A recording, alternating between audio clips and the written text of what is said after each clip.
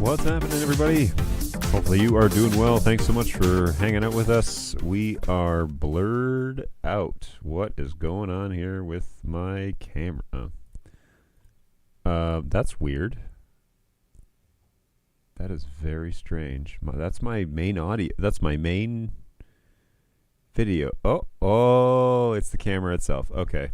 That was very weird. I was like, man, the intro seems a little blurry today. And then, just the countdown or whatever. But I thought, no, that's no big deal. Come to find out. So some strange things are happening. Oh, I need to hear my audio because there is a good chance that things have changed. Some exciting news, by the way. Big news. Huge news.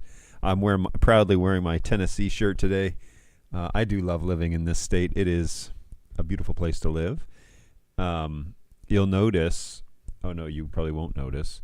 You'll notice here that I have my have the RTA running today on my. Let me just make that full screen for you so that you can enjoy watching all the fun bars move around in the background. So yeah, I've had some changes happen here on the show and in the studio. There's big announcements to make and fun stuff coming up. So let's do this. Pretty excited. Thank you so much for coming along with us. There's nobody in the chat right now, but hey, that's par for the course. Hopefully you'll drop a hey, like the show if you are excited about life as I am, but also. Let me know you're out there. Jump in the chat. I can bring those into the show. That's fairly normal for me. And, oh yeah, I forgot about that too. Man, I've made some changes. And first and foremost, tell me about the audio, because it sounds fine on my phone. And I feel like the colors today, everything looks so like crispy and fresh. I'm pretty excited about that. But let me know how that is looking for you. I can bring up a bunch of stuff here. So, first and foremost, welcome to the show. Thanks for coming along. Love that you're here. Where's vMix Social? That's the next piece of this element that I'm going to need up and running. So we're going to put that on this screen, and I'm going to downsize this one. Okay. So then we can see, and oh yeah. Man, my brain is like, oh yeah, remember to tell them this, remember to tell them this, remember to tell them this. So lots of stuff going on. This is the one that I want. Let's just go to outputs, and then we can do this. So how's it going? Hopefully you are well. Hopefully you've had a good week. I have indeed had a good week. We've been very busy here over at the house. There is hammers and saws and things happening outside my house as we speak. And I'm very excited to finally announce, first and foremost, that the garage is being built. So ear to ear, the guys are busy out there. I'm going to bring up this just so that you can see. He doesn't know I'm doing this. Shirtless man. But hey, it's the choice that he made today in Bonacqua, Tennessee. So here it is. The guys are starting to construct things, and that's exciting.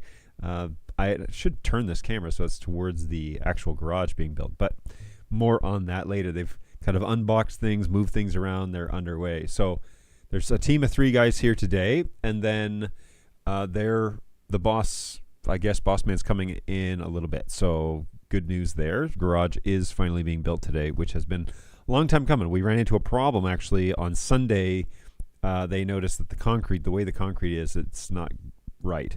So they're going to have to make some edits to the concrete, which sounds like a lot, but the main change will be that they're just going to cut an edge so the garage door will come down flush. And I'm on board with that. I'm okay with that. So that'll be fine. Anyway, so the garage is being built. Hooray for that. And that is... I'm pretty excited that is happening because, everything's coming up Millhouse. It's starting to come up Millhouse. So good stuff. All right, next thing on the list is I'm going to close down the cameras because I don't need to micromanage those guys. next thing on the list is, well, how do I want to do this? Oh, yeah, okay. So I have some microphones around my office that I've never really been able to use to their full potential. The Behringer 1820, the UMC 1820, which you guys know I've talked about a lot on this channel, is a good device. It's really well, but it's not a great preamp, to be honest with you. It's a pretty weak preamp, to be, full transparency. So I need something else than that. It's just not working out, and I need for the shotgun for the NTG2, and I also have this little Behringer pencil microphone, which is just really a reference microphone. It's a B5 Behringer microphone. Works pretty well actually as a reference mic. It's got two different capsules on it. I have the way to balance the room, right, is you would just use a omnidirectional capsule, so something that is all the way around, it's listening to the entire room, and you put it on a tripod and you point it at your speakers and you can like pink noise the room. That's actually been something that I've been working on this morning because two things. I want this listening experience to be a lot better, and I've noticed that my speakers, which are not, sorry, I'm going to put that down, that's very crackly, that are not amazing at just having a nice even sound. They're just standard monitors. I have noticed that when I turn it up to 0, up to unity, my speakers cannot handle that amount of power coming out of my system, which I think is odd because they're Mackie speakers. They're 4-inch Mackie speakers, monitors, like studio monitors. They should do okay. They're not the cheapest at the barrel, but they're certainly not the most expensive. So we should be able to, I'm just going to, now that I realize this, nobody said anything in the chat, so I'm just going to verify again. All right, cool. I just want to be sure that I'm not peaking or something while I'm getting all animated. So, yeah, I kind of thought is odd because I feel like those speakers should be able to handle, just music and things like that. And I use a nice set of in-ear monitors that actually my wife's family got me for my birthday back in September. And that's what I use to monitor the show. And this is not an actual reference microphone. This is actually just more like an audience microphone. If you were to point it at the audience and then you feed that through your live stream or something, the B5, the Behringer B5 would be a great option for that. There's also something called the Behringer C2. They come in a pair and you can run them left and right. And they also work really well for this same, and they're actually a little bit smaller. This B5 though does seem to be a little better than the C2s, not by much, and it's not really that expensive. So comes in a cool little carrying case. I had a pair of those C2 microphones, and I actually donated them to the last church that I worked at because they really needed something going out into their stream. Now, whether or not they're still using them, I don't know. Maybe I could ask and get them back if they aren't using them. But the B5, I would like to be able to integrate into a system for when I am doing things like Zoom calls or team calls or whatever. I don't necessarily have to have the RE20. This microphone I use for recording, I use it for instruments, but I also use it for the live show, and I think it does well in giving my full range of my voice while I'm doing a live show. So I love it. It's my preferred. I did a little, head-to-head battle between this one and the Shure version of this microphone, and the RE20 is a broadcast standard, been used in radio for many, many years, and it just kind of won out. But when I'm doing things online, doing meetings, my family and I, who live in Canada and Texas, we meet once a week just to kind of catch up and chat. I don't necessarily need this microphone on camera, and when my kids step into the shot, I just want them to be on camera and for my family to hear them and not necessarily need this. Now, Tom Sinclair, who is the GOAT of live streaming in the vMix NDI world, he is an adamant believer that shotgun microphones should be used for it's an off-camera microphone, but that you can be heard crystal clear. And I agree with him that it visually looks better. It's just the look that you're going for. I do like the idea of having a microphone that is off-camera, especially if you're presenting or you're teaching. But in this instance where we're doing a live stream, I don't actually mind. I'd rather have the high quality sound of a microphone right up on my face than having something off camera. And I've done both. When I was at Bird Dog, I had the NTG2 from Rode shotgun microphone, and it worked pretty well. In that instance, I had it off camera and kind of up in the corner, but it was a little boomy, and part of it was the drywall walls that I had directly behind me, which are literally the same distance as I have them here. The drywall was providing a lot of bounce in that room, and I didn't have any sort of treatment. I had a lot of hard surfaces. It was a shop, is what it was, and my office at the same time. So I did what I could with it. Putting up a scrim did help, but I'd rather have color than a black background. So if you go back to the Bird Dog John site, if you go back to the Bird Dog site, you'll see some tutorials of me on there with a black scrim and no microphone in my face, and that was when I was using the NTG2 in that studio. So good times there. All right, today's non-sponsor is brought to you by Tim Hortons Coffee. Import from Canada, standard among all Canadian homes. Except though my one friend who got drinking Starbucks when he was traveling to the States, and now he can't go back. Anyway, Tim Hortons today, it's delicious. I'm really excited. I've got guys outside banging on the garage door, putting it up. When they showed up, they were kind of like getting situated and everything, and I heard the one guy say, because I was sneaking on them on the cameras, he said, "I don't know why you sent all three of us. I could do this whole project myself today." So I was like, great, if that's the case. Hopefully they will get the walls up. So they kind of build it in two phases. So hopefully phase 1 is just today, and then phase 2 will be next week, mid-next week it should be finished. So I'll take some pictures, maybe a video, whatever, and show you guys next week the progress that we've been making. With also, well, maybe I'll figure out a way to live stream out there, like send an NDI signal back to vMix, and then maybe it'll work. I don't know. That's a little dicey, but whatevs. So here we are. Now, garage is being built. So continuing on with this conversation about the B5, Behringer B5, and my Rode NTG2 shotgun microphone. So when I am doing things online that don't necessarily require a broadcast level microphone, I would like to have the ability to use either of those mics to be my standard.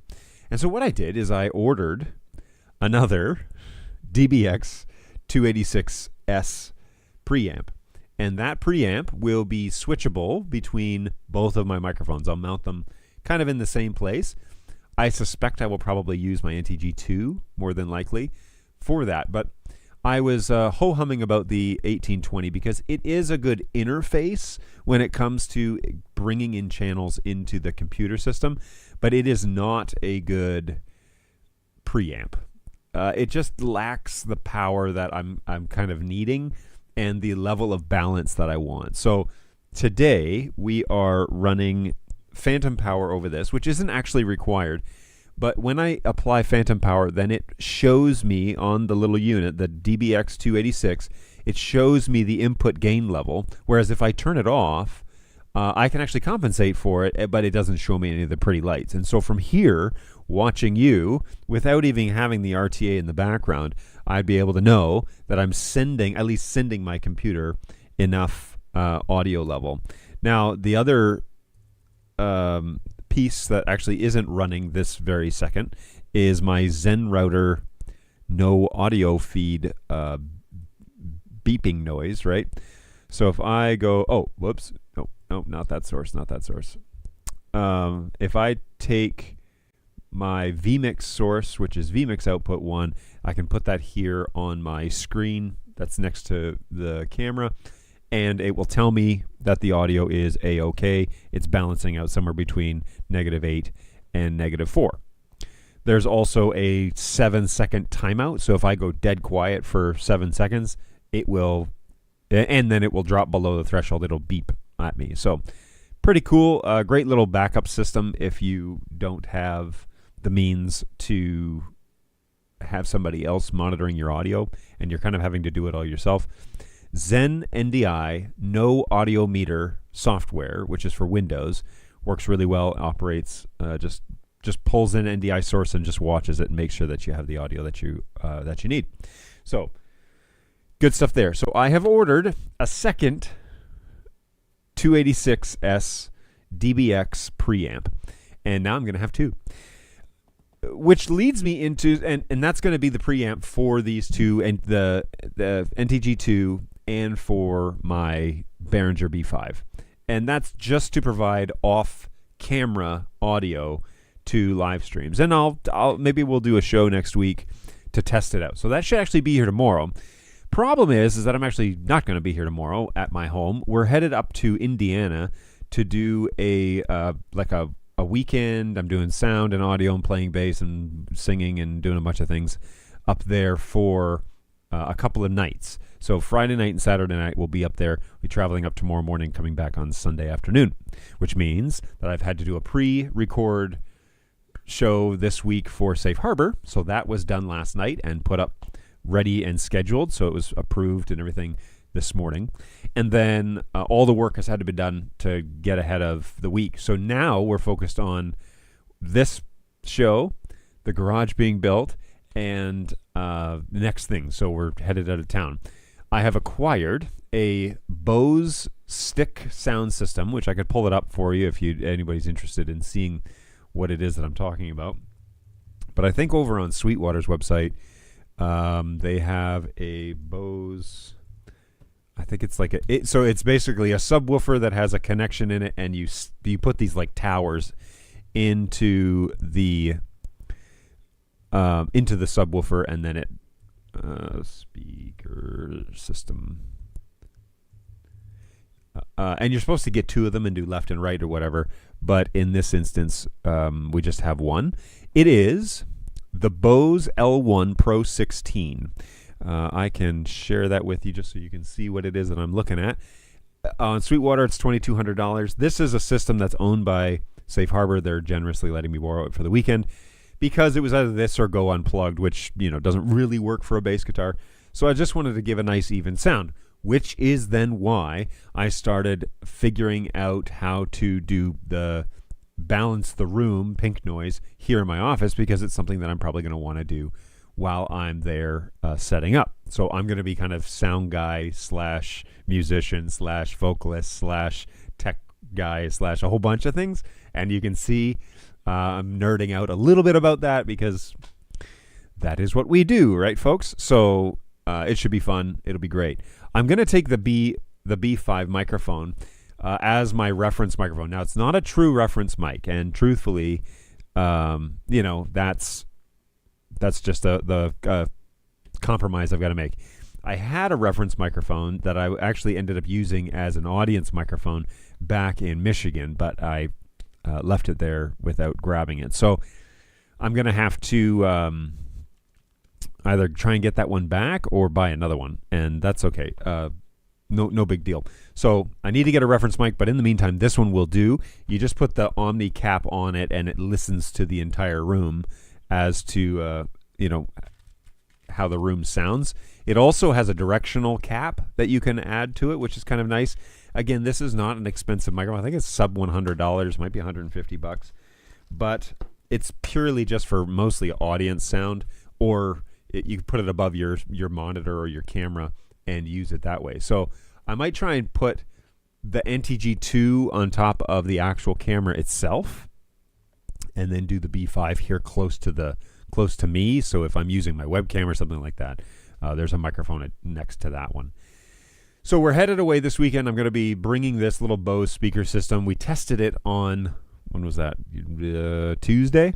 So we set it up at the soundstage, made sure everything was running, made sure I had all the cables, all that sort of good stuff, grabbed some mic stands and wireless microphones and that sort of thing. So we think we're set up. I need to probably get some batteries, more than likely, just as backups.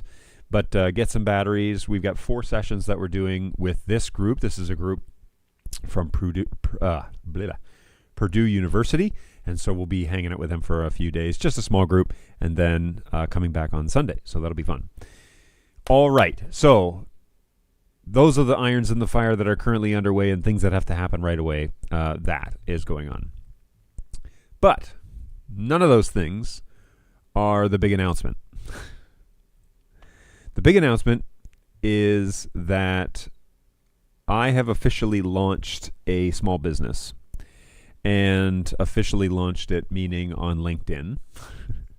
Keystone AV Networks is my new company. It launched on Monday afternoon-ish after some setup, or maybe it was Monday morning. I've been planning this for about a month, mostly because I have been having people reach out to me on their own, coincidentally, all kind of at the same time, asking for this specific service. And what I do, okay, what I've done for years, as you all know, but what I do is I help people set up their AV networks, mostly NDI and Dante, some data, and vMix, and OBS if that's the case. I've also done a lot of Blackmagic stuff, and there's a handful of things that I'm doing. So this is an AV network consultation business that basically I can remote in, help you configure your network, set you all up, get you ready to go, and then you can operate with confidence. And so it officially launched on LinkedIn. I also have a Facebook page that it also kind of unofficially is over there as well. But LinkedIn is where that business is. And I'm trying to make some inroads with some companies like Turtle AV, of course Bird Dog, of course NDI, of course potentially like PTZ Optics, Audinate, all these companies, but also like Netgear, who are, I believe, still the backbone of the AV network world right now when it comes to what it is that I do. And so I've got a 4250 here. I've got two 4250s over at the soundstage. Just worked with a client who had about a half a dozen to maybe 8 or 10 different 4250 style switches over there. Netgear also makes it's called the Netgear 460X router, which is in the same business class as the 4250 line. And so you can have from top down, you can have an entire network governed by router and 4250 switches, router being layer 3, and then the 4250 switches being all your layer 2. And then we get into talking about network design, redundancy, uptime, all of that. And so I can provide those conversations.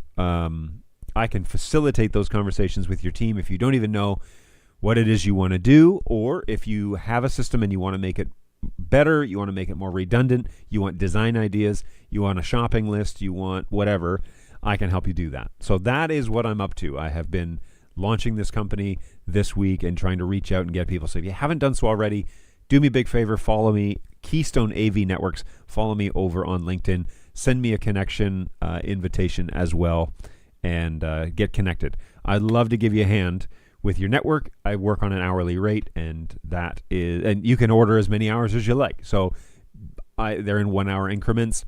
I have a scheduling hub, so you can look at my schedule and see when I'm free, when you're free, schedule it on your own, and we'll meet over Teams.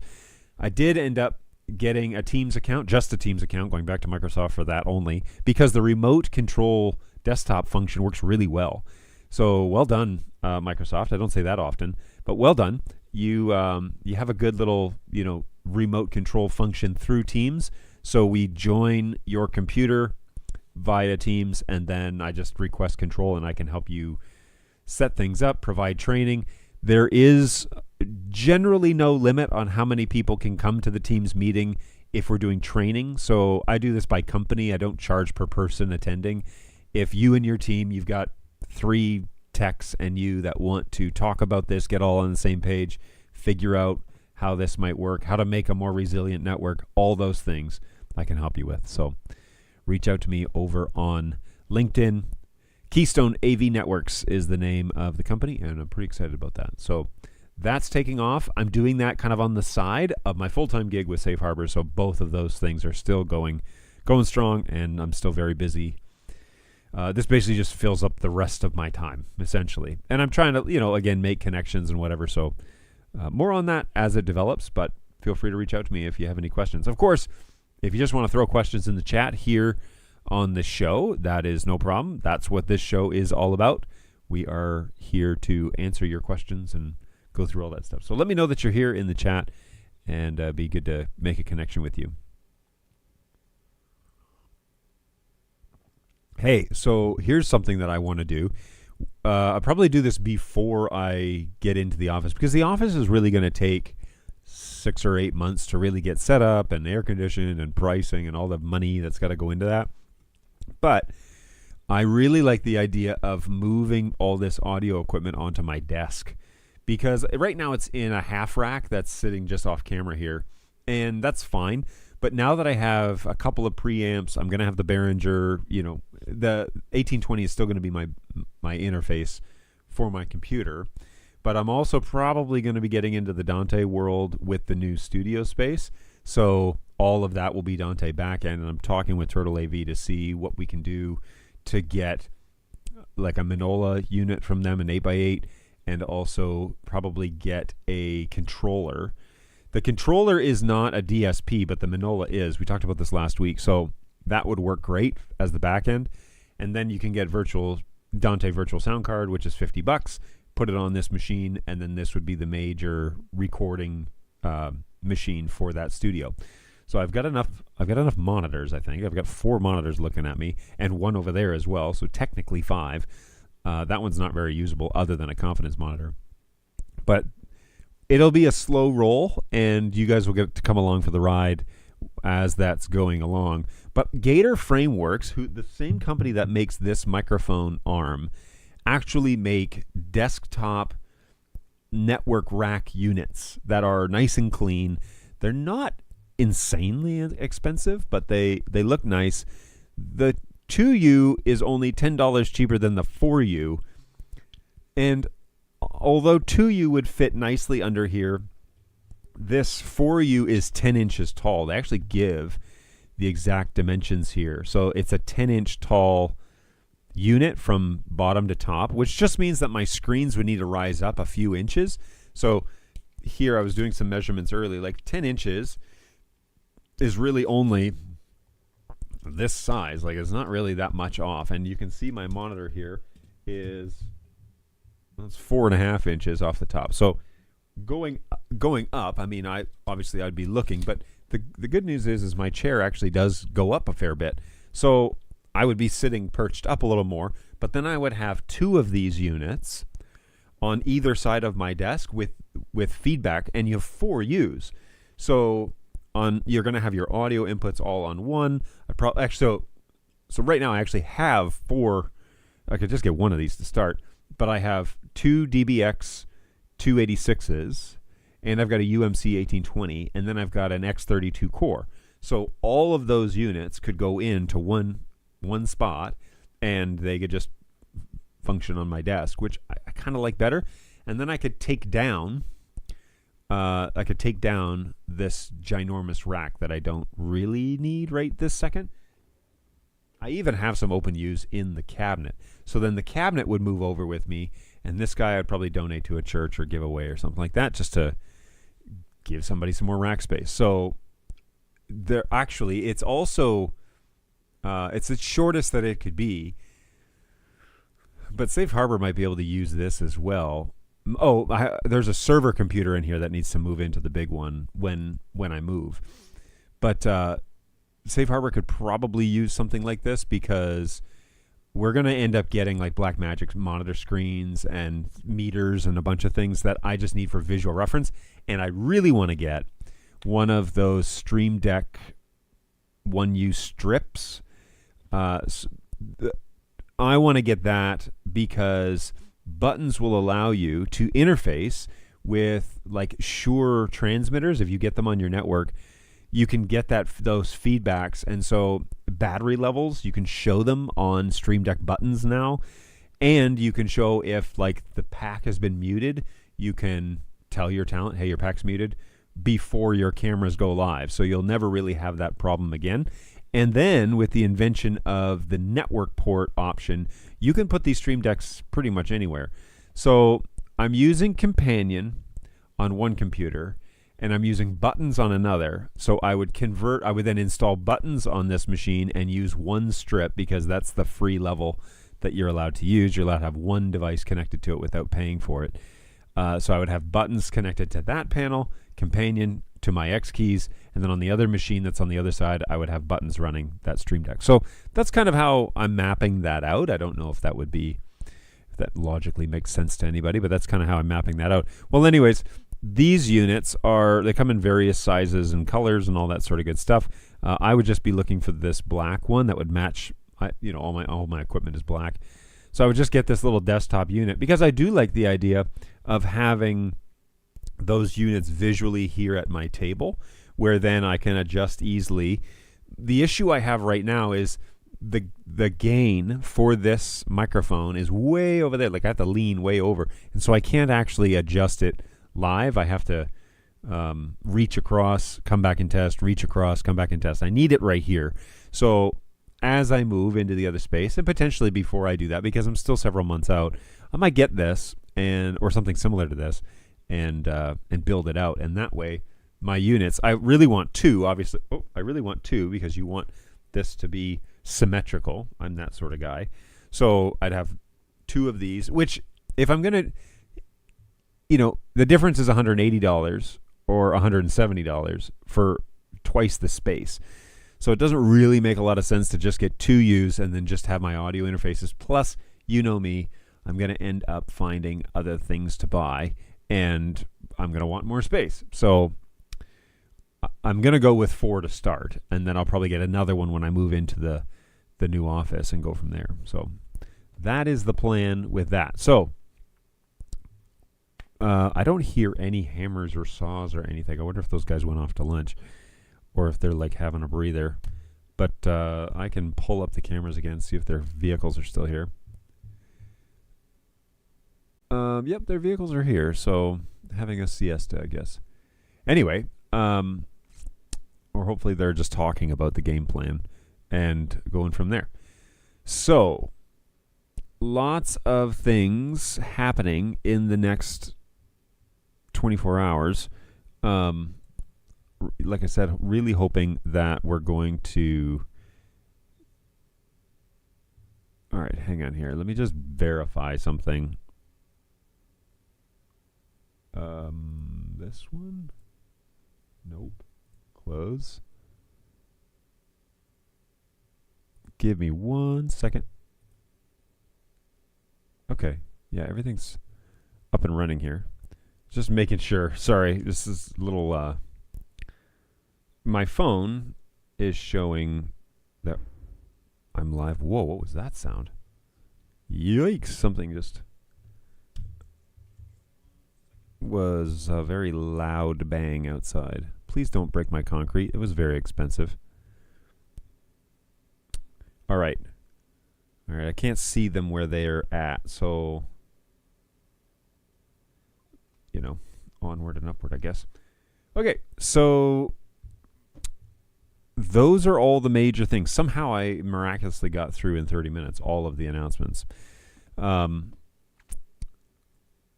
Pretty excited about Keystone, to be honest with you. I think it's a step in the right direction.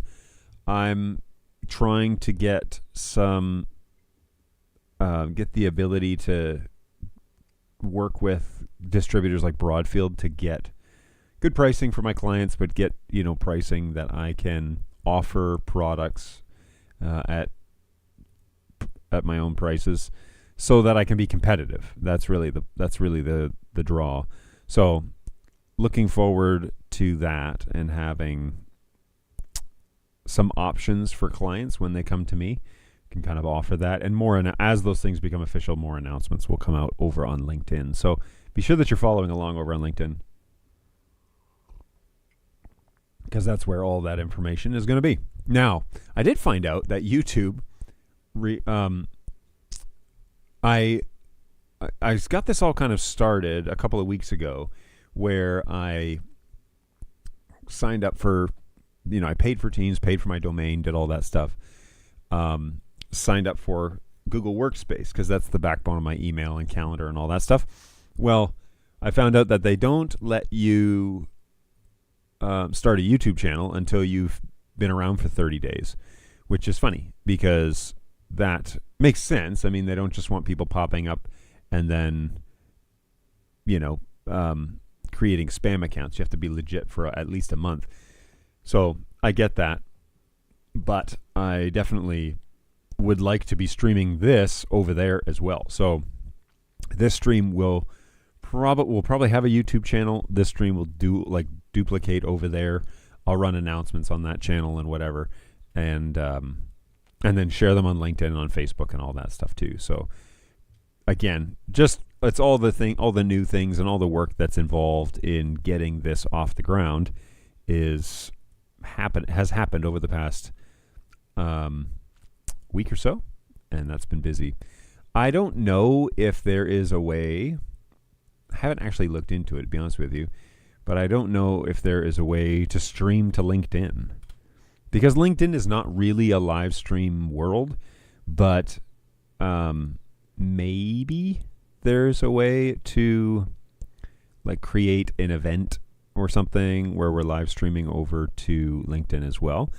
What I'll do is I'll go into vMix, and if I just go into the options and I look at destinations, LinkedIn is not listed here, so I'm wondering if it is a RTMP stream that you have to do. Manage restricted follow, inbox settings, deactivate your page. No. Settings. I mean, honestly, you really need to have a way to perpetually post. So if you have a regular live show, you can perpetually post the same RTMP stream. So if I say create, start a post, create an event, share that you're hiring, publish an article, create an ad, add services, create a showcase. So let's say create event. This is an online event. Doesn't really say anything about anything. And the problem is that I'm working to try and get enough content so that I have something to talk about each week. Well, now I will, because I'll be working with clients fairly regularly.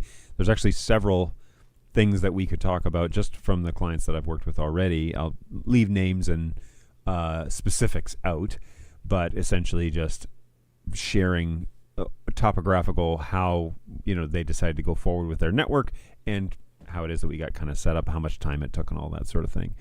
So if the whole point of this really is because I have seen churches find the tech guy, who's a sound engineer usually, and say, hey, we want to use these cameras, or we want to do Dante, or we want this to be more versatile, or whatever it is. And the tech guy be like, oh geez, like where do I even start? Well, you don't have to really start. I can provide training. I can provide education. I can also tell you what to buy, how to plug it in. A great example, for example, really good language there, John. A great example of this is we were having, with a client I was working with, we were having drop frames in vMix.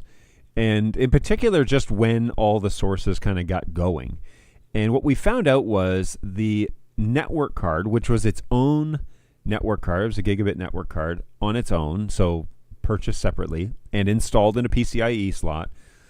That network card was kind of hitting its performance max. Now, you guys know that when I say something like performance maximum, you know the difference between peak performance and kind of like everyday performance, okay? So peak performance is what they write on the box and all the marketing material. Gigabit switch, gigabit ports, all that. Gigabit is if you push this thing to the max, it can do this for a few seconds. Everyday performance is what we really want to talk about when we talk about NDI and Dante, but more so with NDI and more so with full bandwidth or high bandwidth NDI, because we're probably going to get to a place where we could max out a gig. Well, peak performance on most switches depends on how much heat is being generated, how long the streams are going for, and whether or not the data can actually pass through the silicone fast enough. Most of the time, you need to take 40% off of the top. Now, that sounds aggressive. Some people say 20, some people say 15%. Look, for a data stream that is just a faucet, you just turn it on and it's just on all the time, you probably need to take 30 or 40% off the top of whatever the marketing says, and that's probably pretty close to what your average everyday performance full-on processing speed is going to be. So 600 megs for a gig, or 6 gigs for a 10 meg or a 10 gig port, which is a reasonable buffer. It means that we can push it a bit and go into that extra 40% a little bit, but most of the time we're going to sit and hover around that speed. And then if we need more, we figure out how to expand the capabilities of the computer. NDI does a great job, by the way, of load balancing. So if you take a network card that has 2 Ethernet ports in it already, 2 1 gig Ethernet ports, and you plug them into 1 gig Ethernet ports on the same VLAN, on your NDI VLAN, NDI will actually load balance. It will put one stream on one and one stream on another. Now, NDI does not load balance based on bit rate. It load balances based on complete streams. So it's not going to stripe. It's not going to put like some bits here and some bits there. It's not going to break it up like that. But it'll take my vMix output and put it out one, and then it will take my camera, which is coming in another way, and put it out another to try and build, load balance those cards so that they don't we don't overload one and not the other one. NDI actually has it built in to do that, and it works pretty well. So kudos to you guys over at NDI for thinking that through, because it does mean that if I have a dual network card, Ethernet network card on the back of my computer, and I plug it into the same switch, and then my onboard motherboard Ethernet port, maybe it's a 2.5, or maybe it's just a gig, or maybe it's a 10. I can plug that one into there. Now I can increase my bandwidth that I can handle NDI. Now, it also means that I could plug in my motherboard, which is 2.5, and I could plug in a 1 gigabit port and get 3.5 minus 40%, but then I could plug in my data network into another one of the dual network card ports and then run vMix over that out to the internet. So I could have a proper NDI VLAN and I could have a proper data VLAN. Never the twain shall meet. No inner VLAN traffic necessary. And then I could send data out the vMix port, but still be getting all the NDI stuff into vMix through that NDI VLAN. So it's a pretty good way to do it, and it means that if we have multiple PCIe slots, and if you're building a computer, I suggest getting a full board with as many PCIe slots as you can. And then as we need to expand, because again, what's going to happen is you're going to like it. You're going to find out, hey, this is really cool, or hey, I want to do more of this. You're going to like it, and I want to add a Dante VLAN, and I want to add these sources, and I need more processing power, or I want to swap it out for multiple SFP module ports. You're gonna like it when it works really well, and then you're gonna want to push it. So prepare for that. Prepare that, hey, this is going to be really cool, and we're going to think of new ways to use this technology.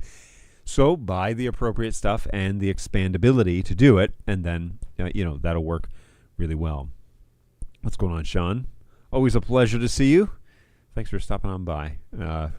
Good to have you here. And I saw that you were over on social medias as well. So cheers. All right. So in this instance, we were having dropped frames. Ow.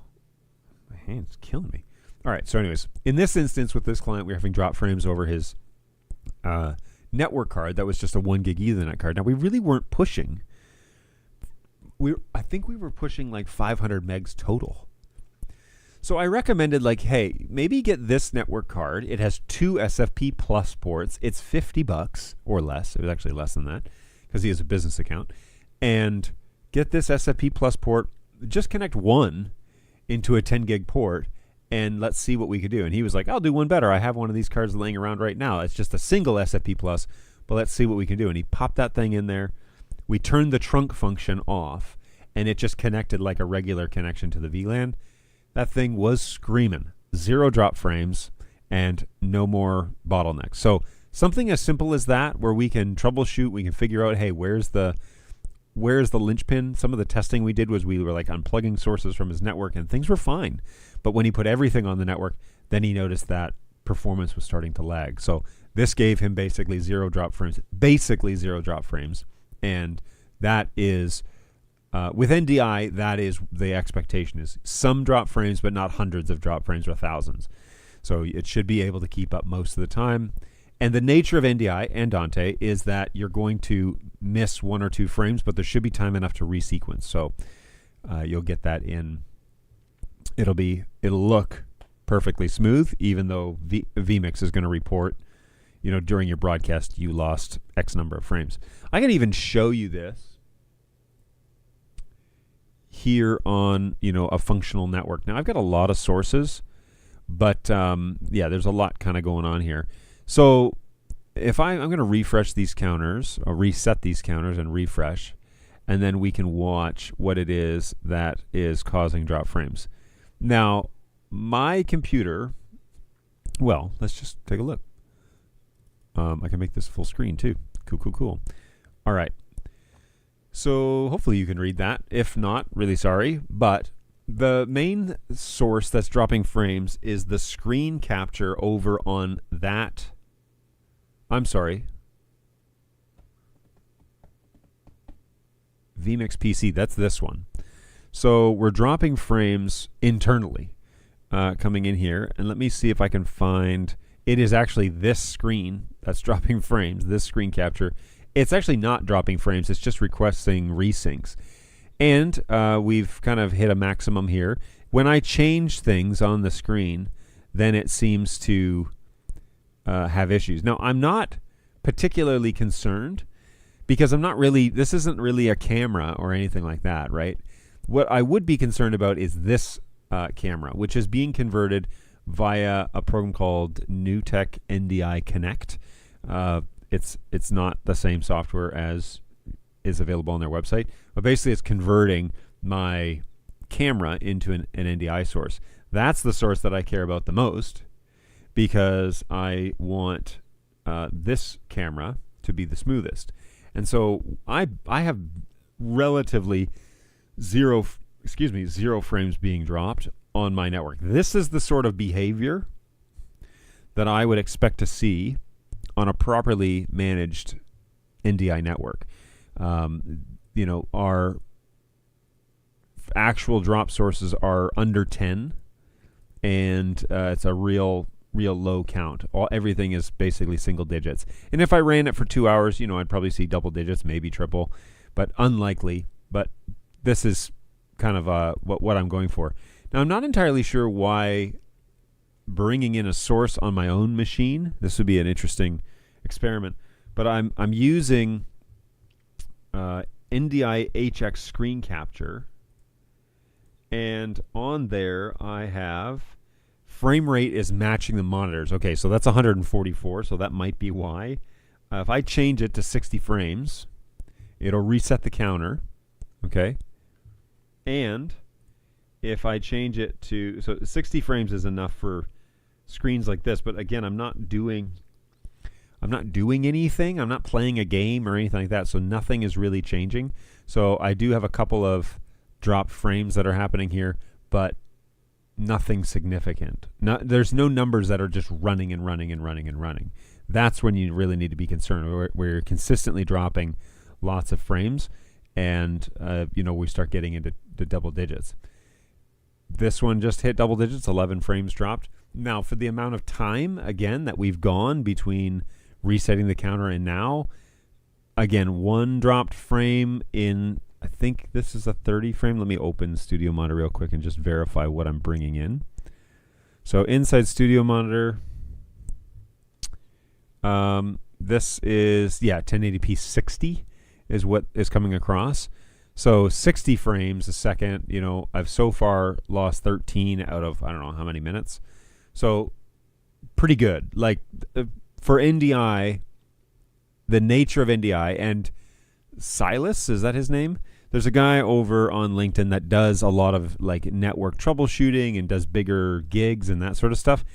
He has been really helpful in understanding standards for NDI and done a fair bit of is it not? It's not Silas. It's Elias, and he's actually out of Ontario from what I found. He's in London, Ontario, which is not too far from where I used to live. But anyways, he has posted a fair bit of stuff about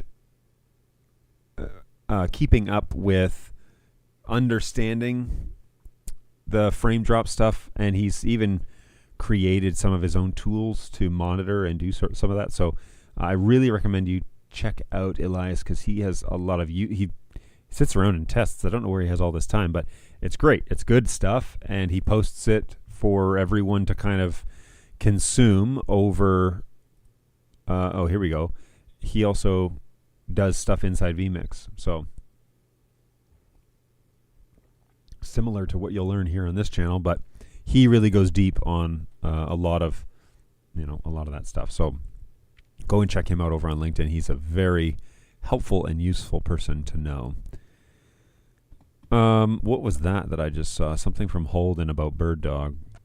So Holden is the company over here. It is. It's just another PTZ. Meet the heavyweight champ, the Bird Dog XL. All right, so let's see if this is real now, because the Bird Dog XL Ultra was supposed to come out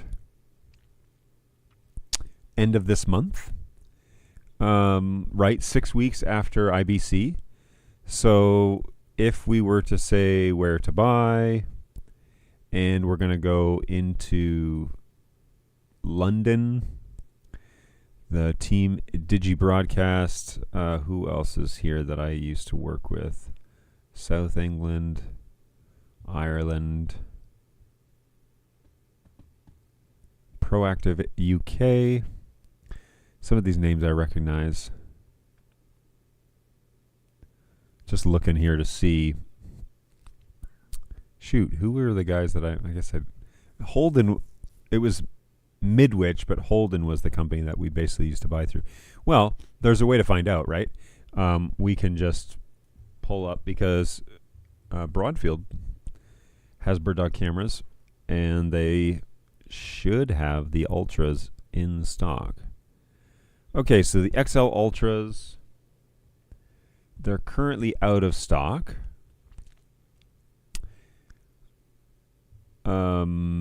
So not yet. These guys are the main distributors for Bird Dog. So one of the main distributors, but in the United States, when I was there, Broadfield were the first guys that we had in the United States first, and then they have always kept a decent size inventory of their gear. So if there are Bird Dog products in stock, they will have them. We have X1 Ultras, the new OC outdoor cameras. They haven't arrived yet. X4 Ultras are in stock. Mackeys are low in stock, but still in stock. X5 Ultra is in stock. Keyboards, there's lots of those. Lots of Mackie Live cameras.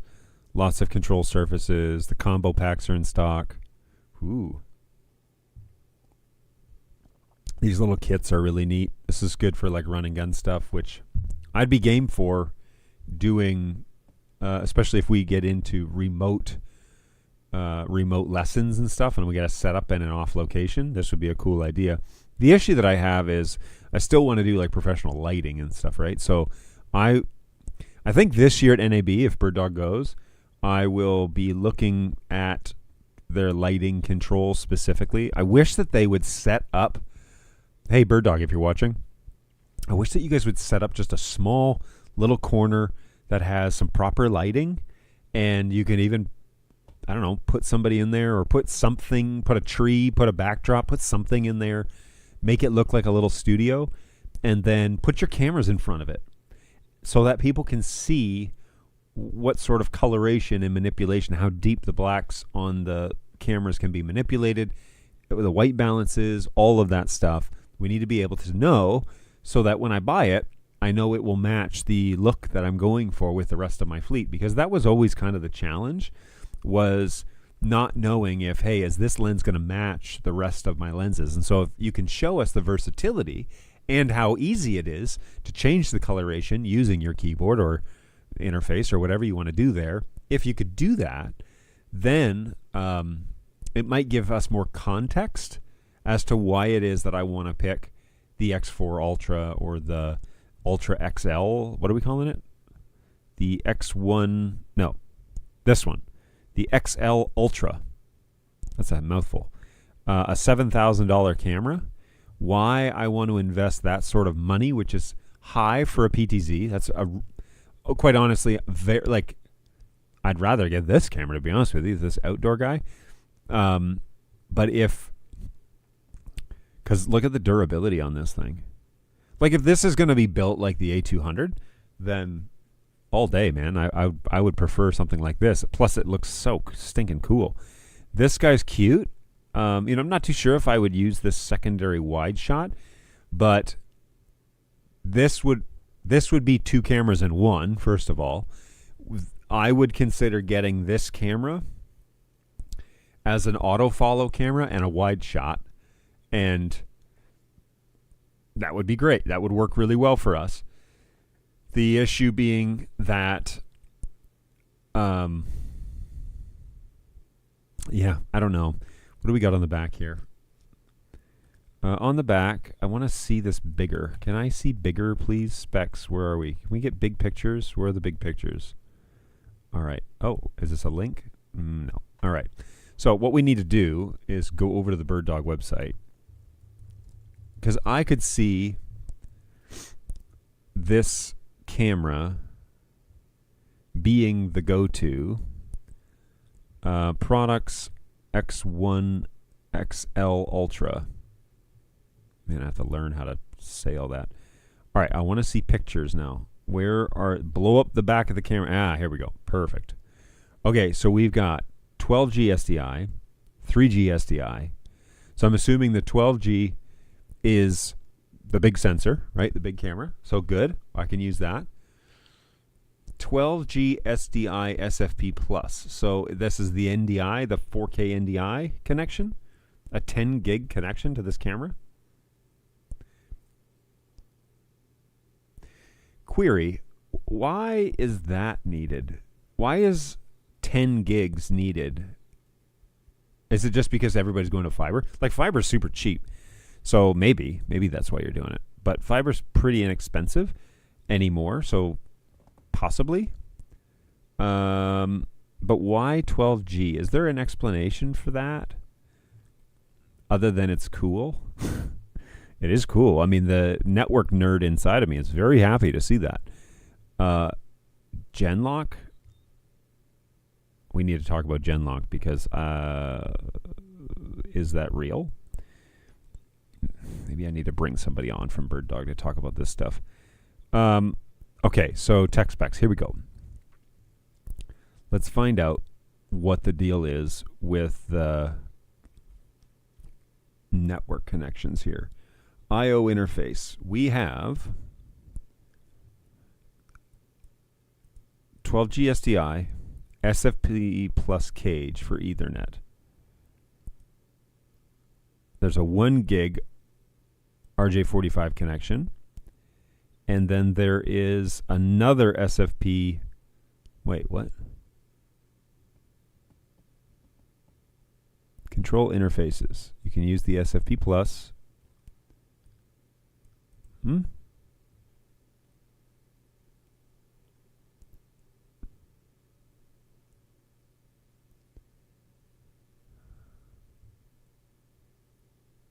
All right.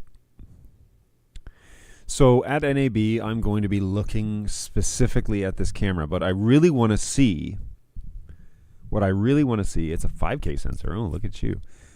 I need some straight up technical answers. Why do we have 2 SFP cages on the back of this thing? Why not just 1? Clearly, 10 gigs will be sufficient for a full bandwidth 5K image. Okay, that'll be plenty. And then, like, the other issue here is I've got to convert this back into... No, I don't. Because I already have SDI at my location where this camera would go. So I would be exchanging a 1080p camera for this one. So I would be getting that full image. Do I need to have both 3G and... Oh, yeah, you'd probably have to have both, right? Just so many questions. Let's just look one more time and see if the website actually helps us figure out and clarify some of this stuff, because this is what a website's supposed to be for with products. So why settle for one view? It includes a panoramic, blah, blah, blah, blah, blah, blah, blah, blah, NDI. Use NDI for both or separate SRT, RTSP, RTMP, HDMI, RTMP. Okay. Could I send this camera's feed directly to Cloud Connect? If the answer is yes, yeah, if the answer is yes, that's great. 3D doesn't really help me too much. Ready for any stage. AI that understands movement, smooth, thinks smart. Okay, I will need to see that for real. Let's go ahead and blow this up and watch it if we can. Okay, get out of here. And let me turn on my speakers so that you guys can hear.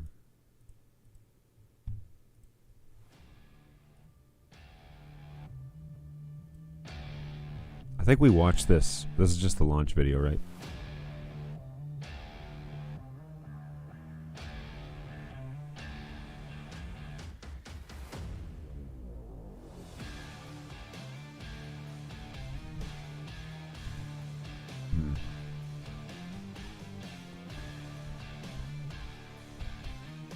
That right here. 12G SDI, 3G SDI. 3G SDI, SFP plus here. That says 12G SDI, SFP plus. What is that word? What is that language? You don't have a 12G SDI SFP plus module. It's either SFP plus or it's SFP. This is an Ethernet connection, right? Like, it's not an Ethernet cable, but it's a network connection. Powers over PoE. So you already have this. You already have PoE. I'm assuming PoE plus, right? Or not. PoE plus. So you already have the signal coming out of here. So why do you need this? I don't understand why that would be needed. 1 gig should be sufficient for even a 5K signal over full bandwidth NDI. Now, is this a full bandwidth? Wait, go back.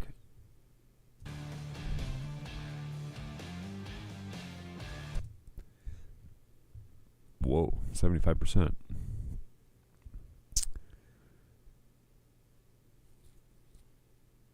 Average bitrate. So it is high bandwidth.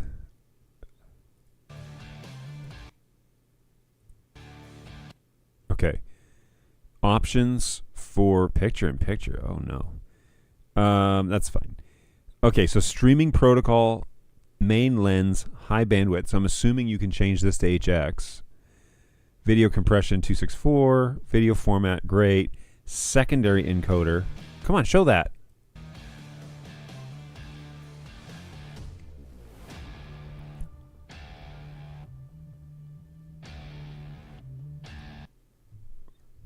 One more time.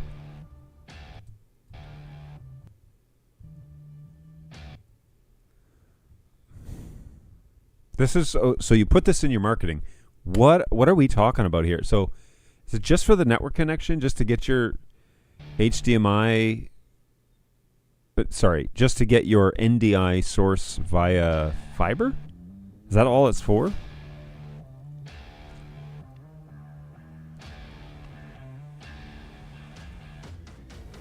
I don't mind, honestly. This is a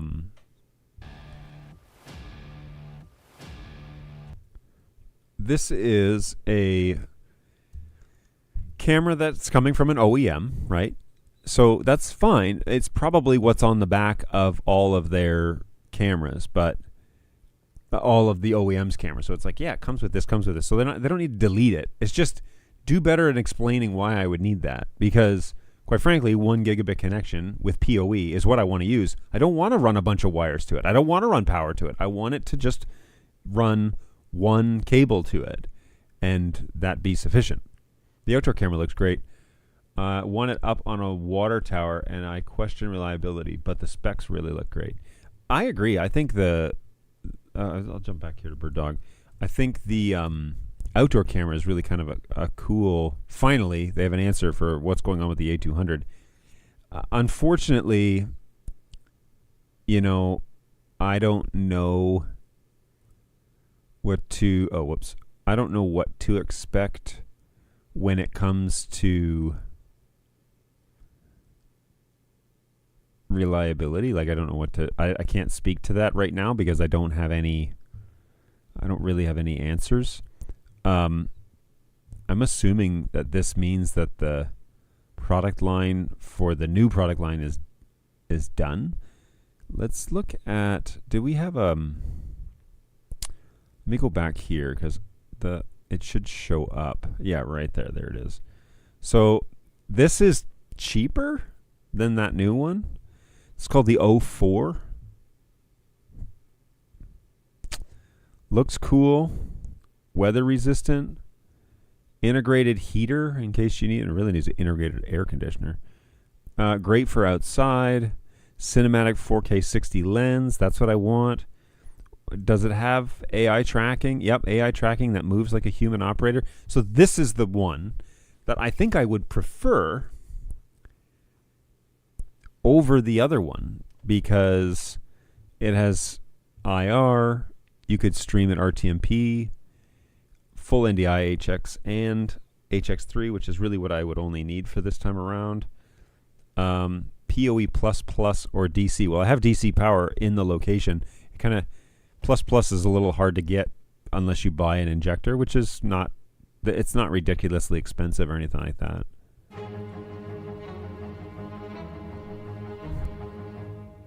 Oh, you know what? I need to not play the audio because I got dinged last time. Cable series, extreme temperatures, built-in anti-condensation, 4K 60. So this is another camera that like if I'm going to drop $7,000 on a camera, I kind of want something that like looks rugged and could take a beating. And what's the optical zoom? Did it already say? I missed it. Oh, there's an SFP plus mod in this one too. 30 times, 60 times in HD mode, or 30 times, which is plenty for what I need. So, yeah, that kind of makes more sense. I think, even though I don't have an outdoor venue, I think that makes more sense.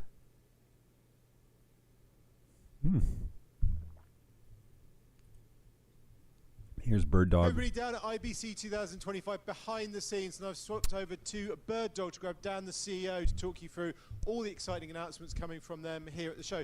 Dan, what's good for the show? Well, I'm really excited about this show because it really makes the end of the line as far as our new generation products that we've been building out. Are they? So they're tearing out at this point. The one I've got is actually right above my head here, which is the Bird Dog 04. It's our latest generation outdoor camera. Of course, with Bird Dog, everything's NDI. This does high bandwidth NDI, which is actually quite a popular format, as well as the more flexible NDI HX, so you can work with any kind of workflow. All right, so we have heard this before. We watched this one before, and I don't mind. This hit 3 weeks ago on September 20th. So yeah, or at least beginning of November, I guess. If it's 6 weeks to launch, then we should probably be expecting this sometime early November, just in time for the holidays. So we shall see. Camera looks good. I'm going to have to see it at NAB. I'm going to have to witness the usability and the color optics. Again, with NAB, the problem is you're on a booth and there's really no way to see it performing in a studio setup where you have proper lighting and, you know, a subject. So Blackmagic has known this for a long time, where every time they do their booth, they actually hire actors to like kick around soccer balls and sit at coffee tables and a whole bunch of things, and people can then take the cameras and change settings and see how they actually behave. So if you're going to sell cameras, you might consider doing something like that, because you really want to showcase the versatility and the superiority of your lenses over, you know, somebody else. And I don't particularly like Panasonic lenses, to be honest with you. It's just not something that I'm a big fan of. But, you know, if I can get color match, I'll try anything. I'll try to do anything. my backbone right now is Blackmagic stuff, which is 6K studio cameras, and they have incredible control and depth. The lenses on those things are just beasts, and so I we're talking about, all right, well, we're probably moving up to 4K eventually because we're getting internet speeds that can handle it, and we're starting to have those conversations. Not that anybody's asking us for that, but it's like, what's next? What's next? We got to know what's next. Well, that's what's next, to be honest with you, is probably a few more cameras that can do tracking and can do things that we need like that. But yeah, 4K is probably next for us, and I'm going to want cameras that can do that. And I think the outdoor camera is actually more of a desire for my installation than the Ultra XL, because I would like to get 2 cameras in one. I'd like a wide shot and a close-up shot, because we actually use the camera that would replace actually is mostly a wide shot. But I honestly would rather have AI tracking in that position than a wide shot. So if I have to pick one and I'm going to drop that amount of money, the outdoor camera is highly desirable as well. Now, I'd only be able to pick one because, quite frankly, the prices on these things are twice the price of our complete manned camera is now approaching close to what the price of one of these is. So I'm not too sure where we get $8,000 from in terms of value, because I can buy a 6K camera that I could just train a camera operator. I got lots of camera operators, and okay, I get that's not everyone's bag, but still, you can do really well with companies for $8,000 or $7,000. You can do really well, and so I'd like to see more competitive pricing. I am interested in what was the other one that they had up here? Let me just go back real quick before we wrap it up here. They had another camera that had a 30 times optical, right? And it was supposed to be the replacement for the P200. I was pretty excited to see them announce that, but it's not the... Is it the X1 Ultra?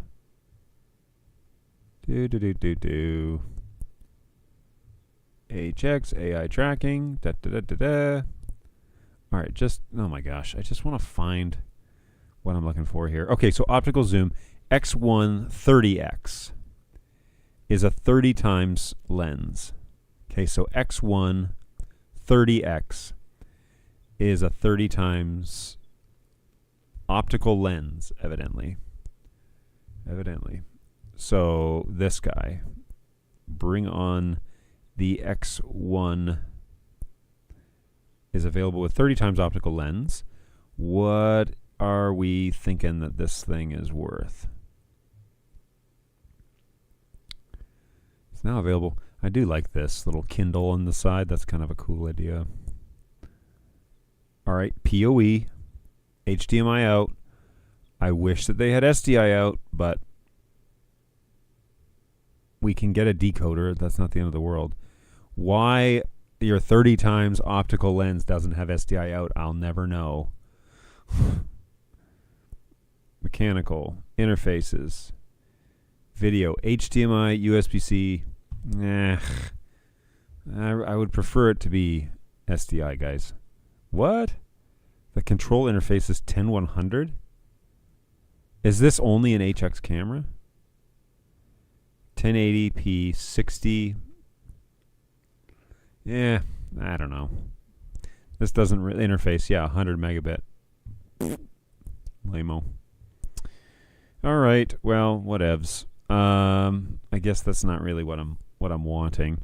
This is a 4K lens, the Ultra, X1 Ultra. This needs to be a 30 times optical right here. X1 Ultra. Oh, but none of them have SDI. You know what I need? I need a spot on this website where I can put in my requirements and get out, like, you need this camera for these features. This has SDI, but you waste money on the Wi-Fi thing. I don't want. It's just wasteful for me. I don't need that. X5 Ultra. Okay, so this is no Wi-Fi, $3,000, no Wi-Fi, HDMI out, SDI out, 4K sensor, right? Let's go back here real quick to tech specs. All right, so we have Ultra HD. It's a 4K lens. We can do 60. That's good. Up to 60. We can do interfaces, 12G SDI, HDMI 2.0, USB-C. Well, that's cool. 1 gig Ethernet. See this right here. That should be on all of your cameras from here on in. Don't do 10100. That's so stupid. 1 gig adaptive. Good. HDMI 1 can. Oh, there's 2 HDMIs. That's cool. HDMI 1 can do 4K 30. Oh, decoder. To decode. Oh, that's cool. This is one of the ones that has the decode inside. Okay, so now I just need to hear from people if the X5 is the bee's knees, because this camera, I just don't want to get into it, set it all up, get all the options. Has the tracking, does HX3, PoE Plus, I can supply that. Okay. And does it do RTMP?